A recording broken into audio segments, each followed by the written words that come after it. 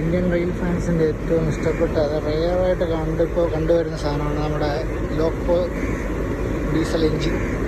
അപ്പോൾ ഇത് നമ്മുടെ എറണാകുളം ലോക്കോ ഷെഡിൻ്റെയാണ്, ഡീസൽ ലോക്കോ ഷെഡിൻ്റെ എൻജിനാണ്.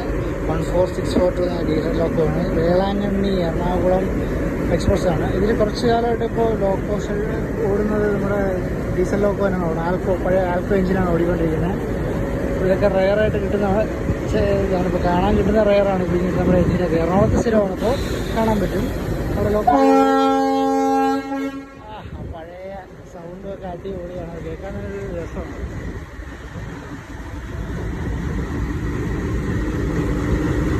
എടുത്ത്